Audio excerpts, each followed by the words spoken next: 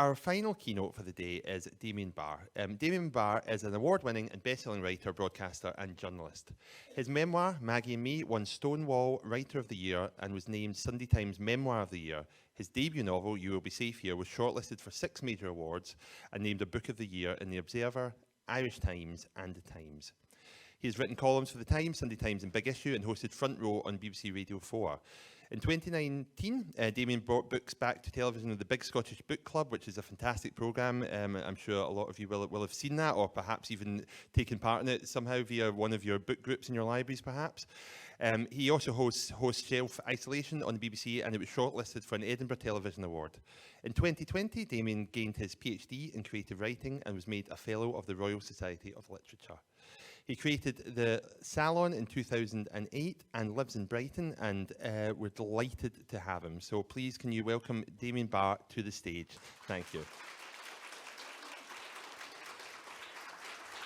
And just to say at the end, Damian would love questions from any of you, so please get thinking for some fantastic questions. Thank you, Damian. Thank you very much. Thank you very much, Sean. I thought I'd come down the middle on a kind of game show vibe. It's like the Big Scottish Library Club. Thank you so much for having me here today. I can't tell you what a pleasure and a privilege it is. It feels like my ultimate safe space being in a room full of librarians. I did have a joke here about how surprised I was to be invited given all my outstanding fines. And I was going to say, but what's a little fine these days? It might cost you the Prime Ministership, 5 o'clock. Anyway, I'll get over my excitement about that. Actually, I'm never going to get over my excitement about that. I did a whoop at breakfast, and these poor American tourists were like, what is that man doing? And I immediately called my husband. I was like, have you seen the news? He's like, I'm just having coffee. Leave me alone. Anyway, it really is an honour to be here. It's not something I could ever have dreamed of when I was helping out the librarian in my high school, and I'm going to talk more about that in a wee minute. Long before I ever dreamed of being a writer, I was a reader, and in fact, as a kid, I didn't know that you could be a writer. All the writers that I knew about were dead, and that didn't seem a very attractive career proposition to me at that point. The first writer I ever met was Liz Lockhead. Her dad was a trustee at my school, and I recently did a podcast with her, and it was so exciting to sort of sit there with somebody that you'd studied at school. So long before I started writing, I was reading, and now when I'm worrying about not writing, I get to call my reading research, which is just absolutely thrilling.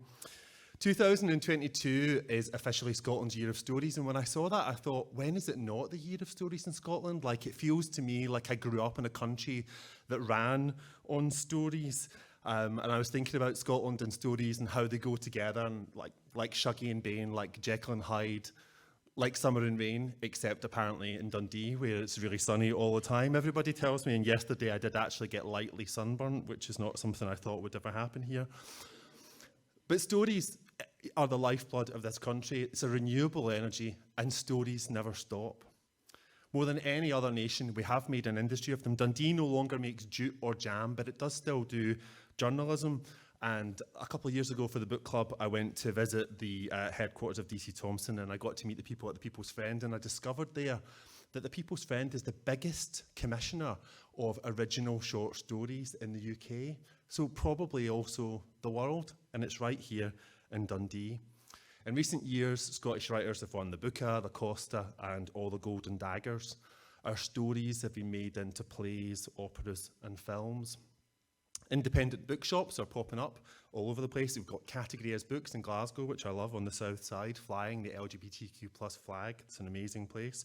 I went there at the end of a walking tour that I did. I did this queer walking tour in Glasgow, which was great, except it was February, and I've genuinely never been so wet in my whole life.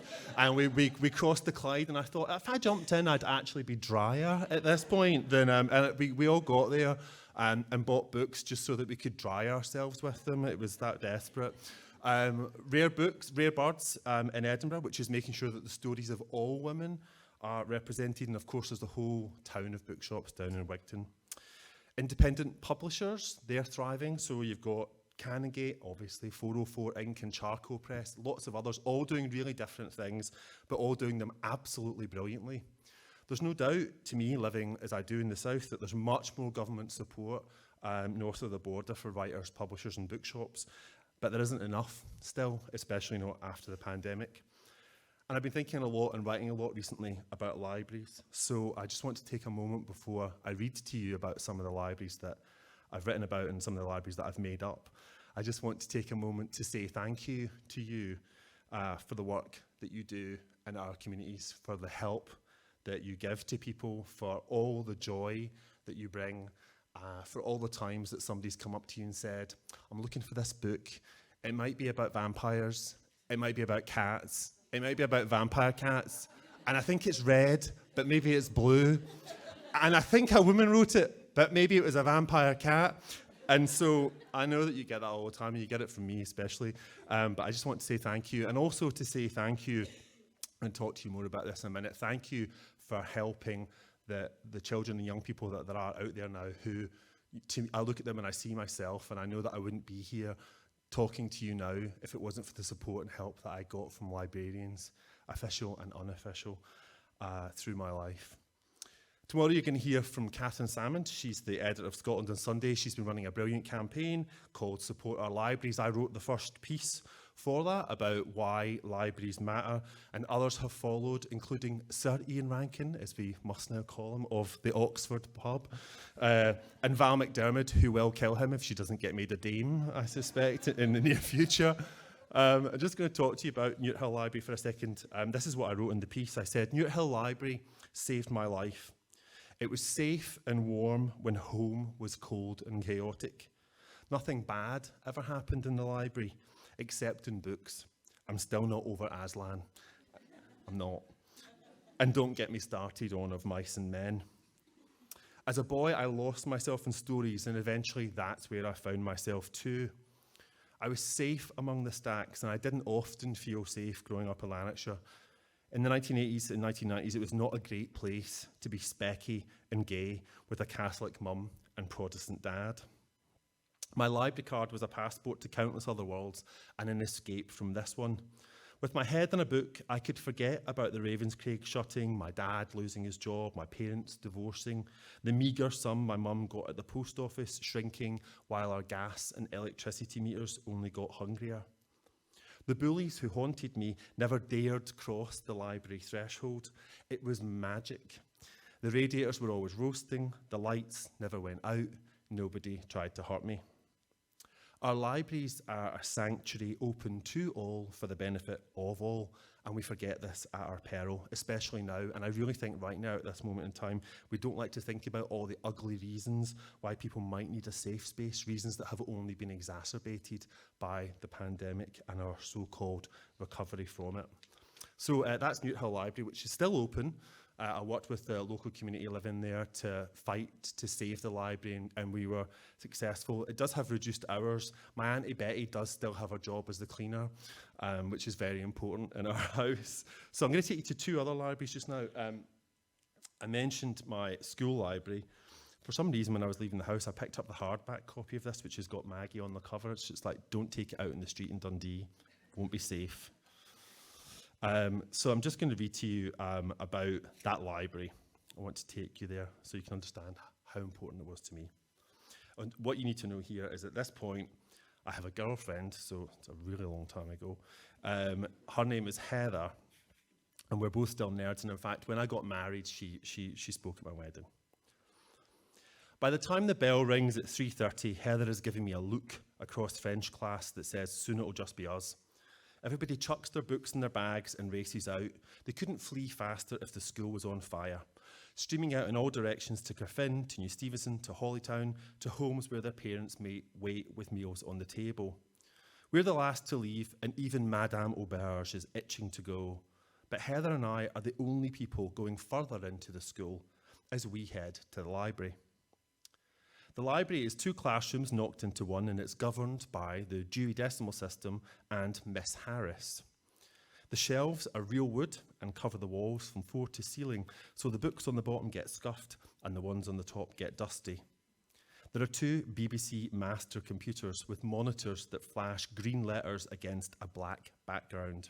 By the way, I will be creating a support group outside for people that this makes feel ancient like me. We will be doing that. The internet has yet to be imagined, but for now, a system called Press Stealth connects us to other schools. Standing behind her computer, but standing behind her counter, but barely taller than it, is Miss Harris. She knows me well, as I have avoided PE here every week of every year so far on account of my asthma. She's the only person I've ever met from Edinburgh. She has short, it's true, I have met others since, but she was the first. She has short chalk dust curls tight to her head, and every year she bought a new Cliff Richard calendar for her office at the back. Heather and I are still officially going out, though neither of us is really clear about what this means. We hold hands a lot and snog, no tongues. We vie for top place in most classes. She hasn't got a mousse-crunched spiral perm, and her face isn't caked in panstick, and she doesn't reek of tribe or exclamation. She's one of the cleverest, most beautiful girls I've ever met. The missing middle sister between Lucy and Susie Pevensey in The Lion, the Witch and the Wardrobe. Our relationship shields us both, me from being a poof, true, and her from being a virgin, also true. We know that we love each other and that we hate almost everybody else. Miss Harris is happy to grant us sanctuary, and we talk to her about books. Only the cleaners are left when she packs away the date stamp and the ink pad that somehow never dries out. It's 4:30 p.m. and the coast will be clear of idiots so we can walk home safely. Even the Catholics from Taylor High School down the hill in New Stevenson will have walked up in their Rome scarlet uniforms. At the end of term, the two schools send their biggest boys to fight, and sometimes it turns into a riot. We walk downstairs and cross the echoing foyer without care, looking up at the gold-lettered board where we hope to see our names emblazed as the first ever joint ducks. The double doors swing shut, and the janitor squeaks across the lino to lock them behind us. We walk up the steep car park where Miss Harris's white Nissan Micra waits alone. We watch her drive up Newt High Street and beyond, all the way to Edinburgh. Her brake lights blink a message I've yet to decode. You can applaud.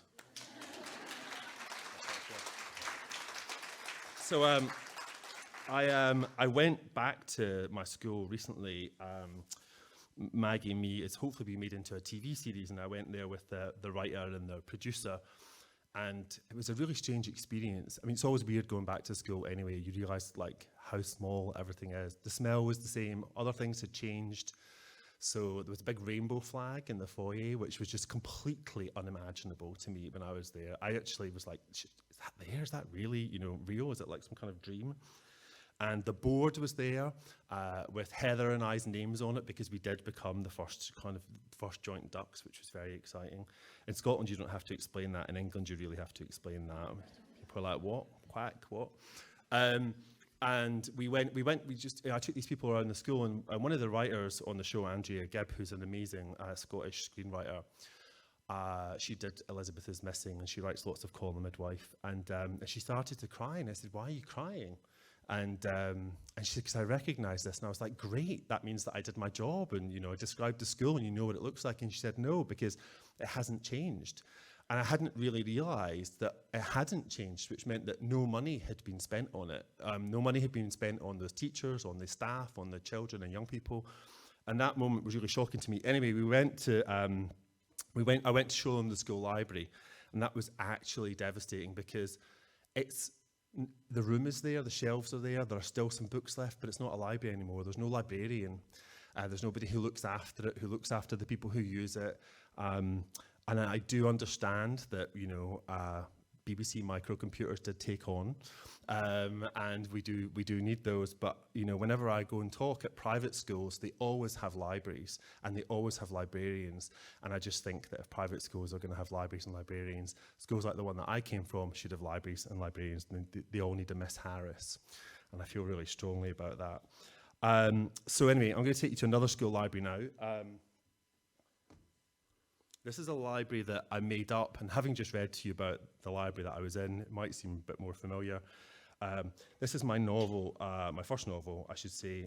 It's called You Will Be Safe Here, and it's set in South Africa, and it covers 100 years of history in that country, from the British invention of the concentration camps during the Second Boer War through to now, to these different camps that are run by former soldiers.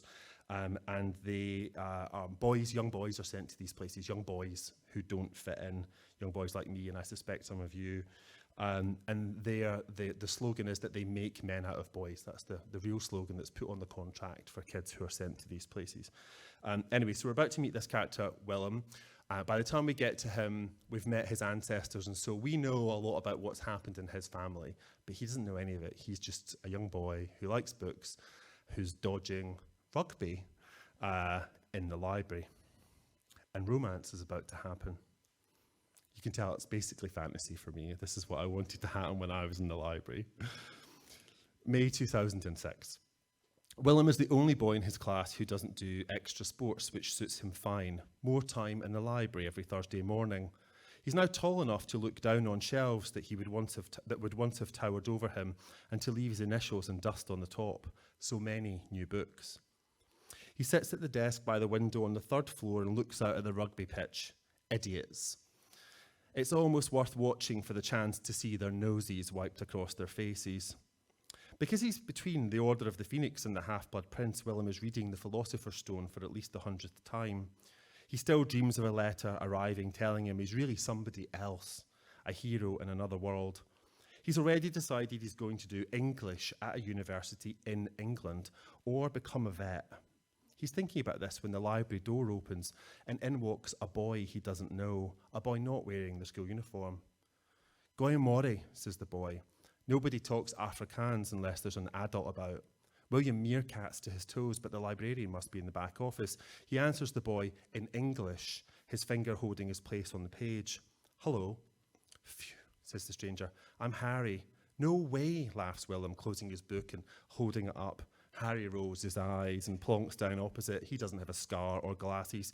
He's got brown, spiky hair and looks like he should be out playing rugby, not sitting in here. Harry grabs Willem's book. Give it back. Relax, says Harry, flicking through it. I've read them all, but I've not seen one like this, though. It's English. It's cool. Willem has never been called cool. He's been called everything but cool. Moffy, faggot, Lil Will. This Harry has said the magic word. Immediately, they begin comparing favourite scenes from the book and arguing over which one is best and what will happen next. And before they know it, the whistle is blowing on the rugby class and the bell is ringing and it's time to go back to class. So, who are you? Willem asks as he packs his bag. Harry, duh. I know that, says Willem, too ready to be hurt. I mean, you're not from here. My ma teaches Form 2. Mrs. Adams, yeah, says Harry. She loves all that British shit. I'm actually a pre-Potter, Harry. Anyway, I board at Bethely and we get different holidays. How come you're not home? Harry shrugs and turns around. My dad's away and I just wanted to check the library out. The next Thursday, he's back. The rugby team is doing well, so they've gone out of town to play, which means a whole day in the library. Harry and Willem talk their way through the entire Potterverse and after lunch move on to Star Trek. The air between them is charged with the energy of 1,000 photon torpedoes, or at least it is to Willem. Okay.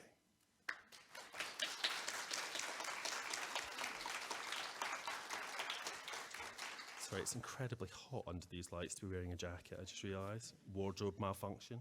I'm going to take you to another place. Now, it's not a library, but it remains one of my favourite places in the world. And has anybody here been to Cyrffin Grotto? There you go. Catholics in the room there representing, which is basically like Disneyland for Catholic people, isn't it? Without the roller coasters. And because I grew up half and half, and I grew up very near there, I used to spend loads and loads of time there. And it is and was a place full of stories. It's an incredibly kitsch, inspiring, beautiful, peaceful place. It's strange and contradictory. And very recently, my mum got remarried, and she did her wedding pictures there just the other week. So I got to go back and see how it had changed. They'd spray painted my favourite Jesus gold, which I thought was a huge improvement. So anyway, that'll be for the next edition. So I'm going to read to you about Cyrffin Grotto and a very special person that I met there, and then I'll take any questions that you have. Cyrffin Grotto is a replica of Lourdes halfway down the road between Urt Hill and Cyrffin, just past the garage where my dad had a stand-up argument with the man about the price of petrol.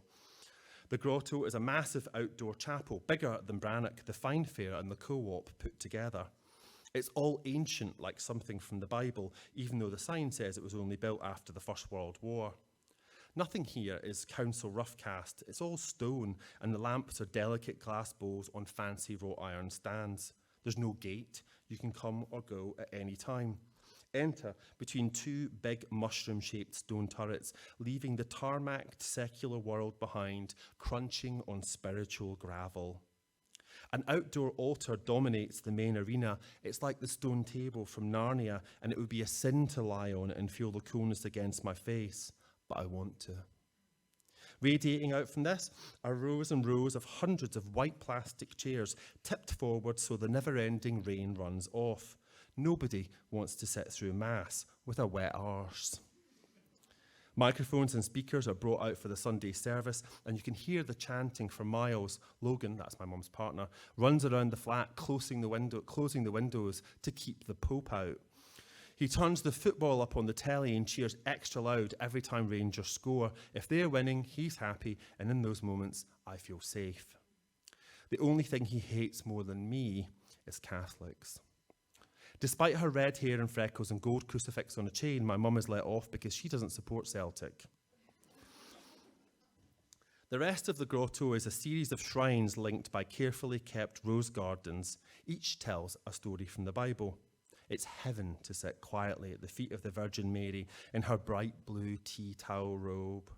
Pink plaster flakes from her face, and surely her halo needs a touch-up from Mary the Canary with her waxy-smelling makeup bag of tricks. The Blessed Virgin stands even taller than my dad in a dazzling white alcove surrounded by yew bushes dotted with red berries. She's the star of the grotto. This is her sanctuary.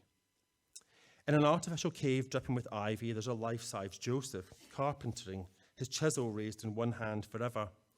It's damp in here and black mold blots his cheeks, but I don't let him know, I've noticed. You can really see where Jesus gets his looks. Still hot, that statue. Next door, St. John the Baptist is raising both hands to heaven, head still on. I always pick a daisy and leave it for St. Teresa, who looks so depressed in her brown habit. I love all the shrines, but my favourite bit of the grotto is the gift shop. Located by the entrance in a tiny octagonal building with a peeling bottle green door, the gift shop is where the pilgrims snap up souvenirs. It's open every day from 8:30 a.m. till 5:30 p.m. I'm there just daily, every day after 3 p.m. until Jane turns the key. Jane runs the gift shop. She's older than my Granny Mac, more ancient than Methuselah, and her face is wrinkly like a ball bag. But she's not witchy. It's true. She's not witchy or scary. She's Irish and laughs easily with the pilgrims who never leave without buying something from her shop. I don't talk to her the first few times I come in case I'm not supposed to be there. I don't even put my school bag down. I just stare at the holy medals, the colourful prayer cards with specific powers and the ornaments of all the saints and disciples. I love the Jesus with a light-up bleeding heart. One day there's nobody else in the shop and Jane, laughing, asks me, "Have you not got a home to go to?" I say, "No." Then force a laugh in case she believes me and calls social services. Her wrinkles team up into a smile and she opens a drawer by the till and gets out a bag of marshmallow. "What's your name, son?" "Damian Barr." "That's a lovely name, Damian. And do you know about Father Damian who went to live with the lepers?" Every day, Jane feeds me sweets and stories. Grunting onto the glass-top counter, she's forever dusting are all the saints' medals. Carefully, she untucks them from their velvet beds. St. Jude, the patron saint of lost causes, is my favourite. Sometimes Jane is reading the Daily Record when I go in, and we talk about how they're striking at the Craig, and I tell her my dad works there, and she says she'll pray for him. I'd like her to pray for me. I want to tell Jane everything about what's happening at home, to confess. Jane's favourite story is about Pope John Paul II's visit to Scotland in 1982. "Oh, His Holiness," she starts. "I saw him. There were millions of us in that park in Glasgow. Oh, Damien," she gets faraway eyes. When the Pope visited, my Granny Mac bleached all her net curtains and had the living room repainted, including the gloss work, just in case. Actually, as you say, when my granny died, she was buried in a nun's habit, which was just like totally trippy. Anyway, My mum took us all to a special mass at the grotto when the Pope came because Glasgow was so far, and my dad stayed at home and changed the car oil. Everybody was waving paper flags of green, white and gold. There might even have been majorettes.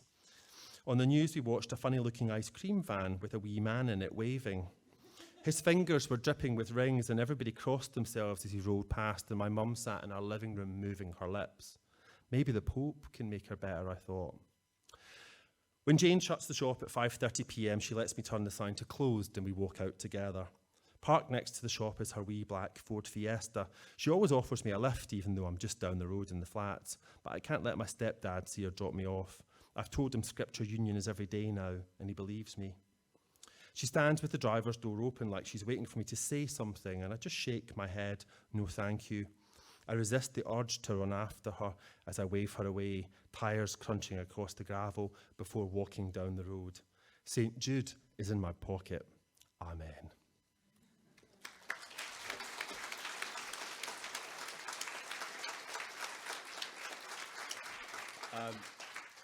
Thank you, that's very kind of you.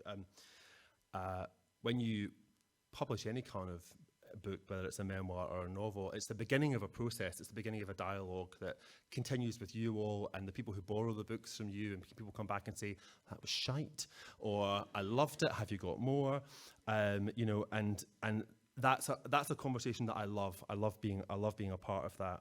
And things happen that you can't control, particularly with a memoir. And with this, with Maggie and me, I got a message on Facebook from a woman who said, I think I know who Jane is. And I said, well, if you can tell me her real name, you know, I'll talk to you about her. And because all the names in the book are changed for legal reasons. So she told me, and it was her. And she said, I just happened to be reading the book. She said, that woman's my mum. And she said, I didn't know about you, but that's just the sort of thing, you know, that my mum would have done. And I said, well, will you please tell her I'm asking for her? And, you know, I hope that she likes the way I've described her. Having described her as a ball bag, I just realised she probably... I did love her, though. Anyway, she was probably only 40. I mean, let's face it. Anyway... She said, you know, I said, you know, would you tell your mum I'm asking for her? And she said, the thing is, my mum's just died. Her mum had just died, like literally that week. And she said, would you mind if I read this bit out at her funeral? And I said, I would be very honoured. And she wrote to me afterwards and said people had laughed, and I'm now realising which bit they were laughing at. But she said, thank you. She said, because my mum will always be alive in your book. And it brings me back to what I was saying at the beginning. That's because stories never stop. So thank you very much. Thank you. Thank you. Thank you very much. So, questions from you before I melt entirely. It can be about anything you like. If it's, can you have tickets to the next recording of the Big Scottish Book Club? And then the answer is yes. We need audiences. Come on, I'm sure you will come up and ask me questions in the coffee break afterwards. Might be a question which is, what are you writing next? In which case, my agent's not supposed to be here. Leave me alone. I told you I would email you. It is a novel, I can tell you that. Or will be a novel. I'm actually working on a play just now. That's taken up a lot of my time. Because I started working on an idea for a documentary, and then I realised that I needed to tell lies, and that a documentary wasn't the best place to do that. So I thought, well, it's probably something else. It's a play. So I'm working on a play. I've done plays for the radio, but this is my first play for the stage. And I went to discuss it with the director, who said, you know, he's like, oh, this dialogue's great, but what are they doing while they're talking? They're just sort of sitting still the whole time. I was like, oh yeah, I have to make them move. So there'll be movement soon. Hopefully. I'll jump in with a question if anybody else has got a question. No? Oh, we've got one over here, so I will put the mic down. Heard enough from me. Hello. Hiya. You nearly made me cry there, but it was very touching. When you're writing something based in Scotland, Yes. Are you conscious that it may have an international audience, and do you give context for that? or do you just think, Google it, people? It's a great question. I think you answered it yourself there.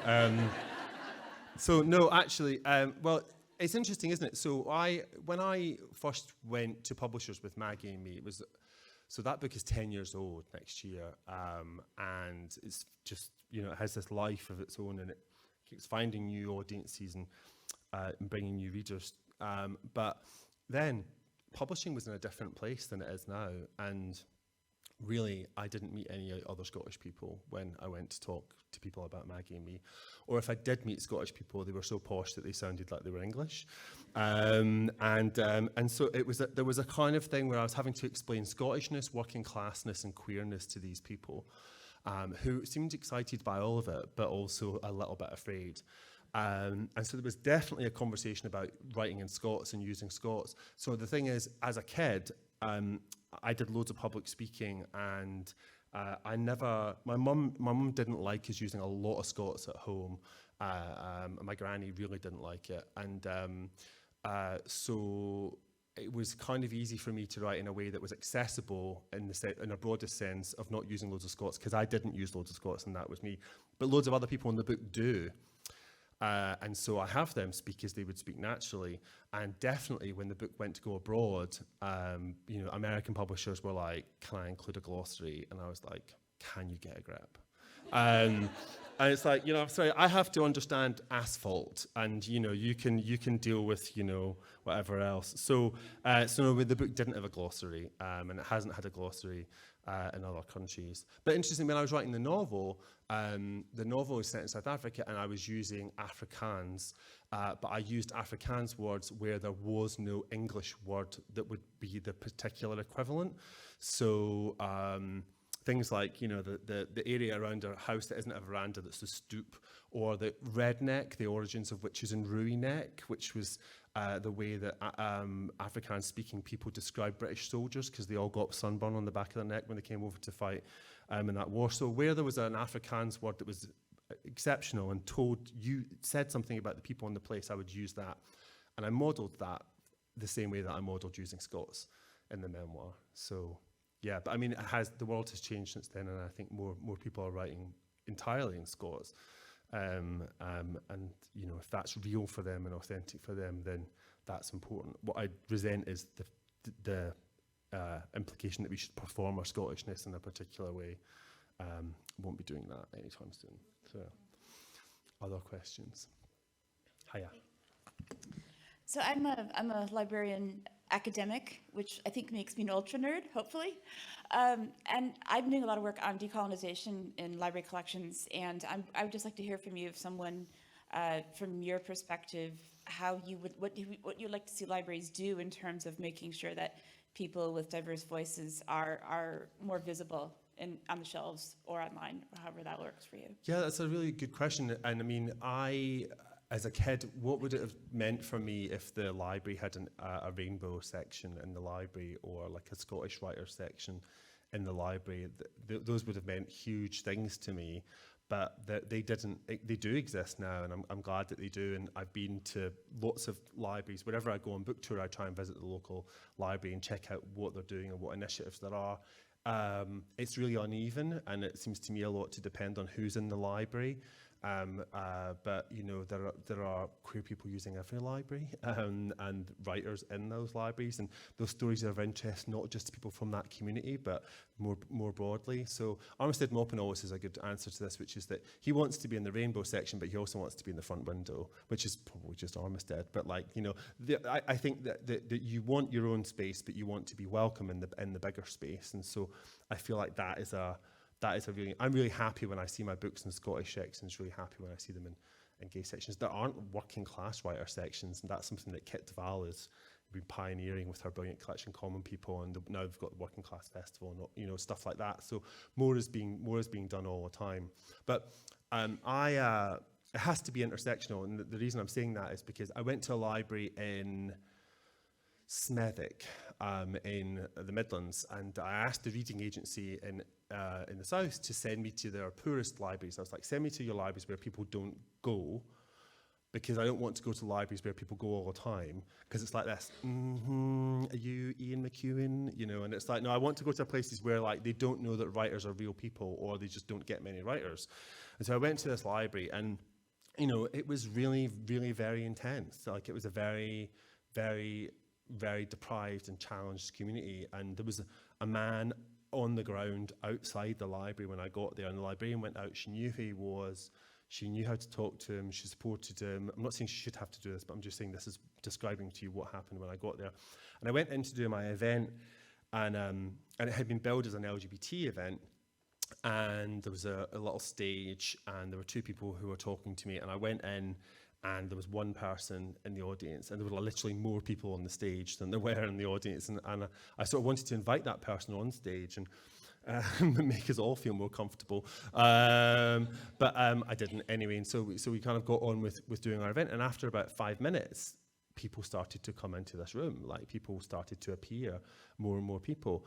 And I just stopped what we were doing, and I was like, was there a bus that was late? Like, did you all just get off the same bus? And they were like, no. And basically, a lot of these people from Global Majority who were people of faith or from families that identified that way, and they could not be seen for their own personal safety going to an event in a library that was billed as LGBT+. So they had hidden in the library and come into this room when they thought that it was safe. And that was 10 years ago, right? So when I was touring with this book. So that's not that long ago. I'm not saying I have a solution to that. I'm just telling you that that's the thing that happened. And actually, I'm still in touch with two of the young women who came to that event. And I hear from them, and they update me about their lives. One of them's an actor now, and the other one's a teacher, and one of them's come out as bisexual. And so they have long-lasting effects. And one of the other things that was interesting about it was that it attracted an older LGBT crowd as well, who hadn't come to anything at the library before. And there was one woman in particular, the librarian said to me, I've been trying to get her here for years. I've been trying, and she's come and she sat and she's had a good time, and thank you. And that was kind of amazing. So yeah, so I think I'm not here. The previous speaker spoke brilliantly about intervention and best practice, and I'm not an expert in that, but I can tell you what works when I see it. And certainly in the other part of my life at my salon, we've been running that event for 15 years, and we're constantly listening and changing to ways we can make the event more accessible, whether that's keeping it online after the pandemic for people who just don't want to go to a room with 200 people, or who can't, or for whatever reason, get there, or who can't afford to get there, all those sorts of things. And there are some really good groups of event organisers online who are sharing best practice all the time. But it's a constant process because it's constantly changing. So, yeah. Other questions? Probably got time for one more question. So, Tony? Hiya. Thank you for this lovely keynote. It was really, really lovely. I'm trying to figure out how to phrase this question. Sometimes I feel like as queer people, as queer professionals, as queer artists, there's some kind of responsibility and pressure on us that's kind of inflicted to us on the outside to almost perfectly represent the LGBT community and to be a voice of all LGBT experiences. And how do you, as an LGBT author and creator, manage that? And do you have any advice for somebody who might be struggling to kind of make peace with that, I guess? Oh, I don't know about making peace with it. There's two bits to that question in a way. First of all, there's the bit that's about anybody else having expectations of you as an artist, whether that's an editor or an agent or a perceived market or something like that, which places restrictions on you. And my first book was a memoir about a very particular time and place, and I made a very particular decision that for my second book, I didn't want to write the novel of Maggie and me. I thought, what is interesting to me? What is interesting to me is a story that I had read about a young boy in South Africa who may or may not have been queer, who was put by his mother and stepfather into this camp and who was tortured horribly. And that boy was beautiful, and that boy looked just like a boy I had gone to school with, who'd come to my school in Scotland. And I could not stop thinking about that boy. And that boy haunted me, and I thought I want to write something about that. And that story of what happened to that boy in South Africa in the present is what led me into the past. And I essentially was writing historical fiction. I was writing a war novel. It was all the terror, you know, and I had to have this constant process of giving myself permission to do that. It's like, right, well, you know, I'm not, you know, Sebastian Folks or whoever, like, you know, do they have these thoughts? I mean, all writers have these anxieties, but do I need permission, or am I supposed to stay in this little gay Scottish working class box? Because I love that place, but I want to not be restricted to that. I want to be able to write whatever I want. Whilst taking responsibility and not appropriating other stories. So I think there's that. First of all, there's the voice in your head, which is everybody else, not you, the creator. But of course, you know, that often that loudest voice is the voice that we struggle with the most, and very often that's, you know, homophobia or class or, you know, ableism or whatever that is. And yeah, I worry about it, you know. I worry about it all the time. But I think during the pandemic, I'll be very honest about this, during the pandemic, I've really thought a lot about when the world opens up in any real sense, like, how do I want to be in it? And what do I want to do with the time that I've left? I've lost people that I loved and who were close to me, and they died. And I just thought, what did they die wanting to do, right? Or what did they not get to do? And so I was thinking about the creative projects that I was taking on, and I was like, I'm just going to do all the big gay stories.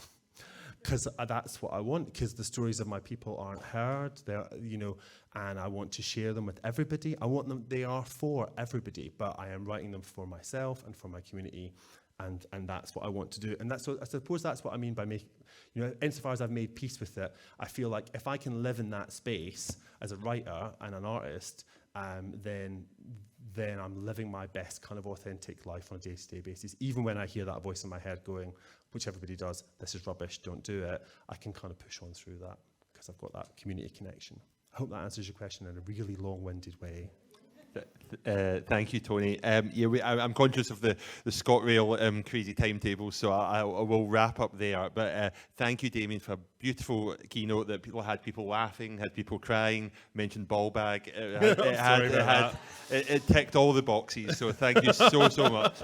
Okay. Can we just show appreciation for Damian one more time? Thank you, and thank you for having me. Thank you. Thank you. Thank you very much. Thank you. Thank you. Thank you for your questions too. Thank you.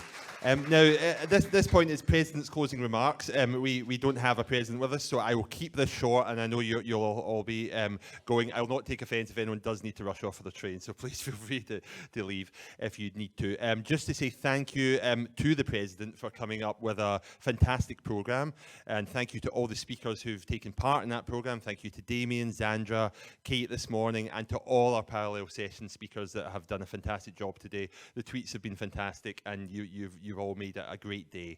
Thank you also to all our team. Thank you to Kirsten for doing a fantastic job, and Keith and Alison and Margaret and Audrey outside. You've all really helped. And thank you to all our exhibitors for helping making this possible. And they'll all be back tomorrow, so remember to get your sheet signed and enter the competition to win your Samsung tablet. And thanks to our EV team as well for doing a great job. Thank you.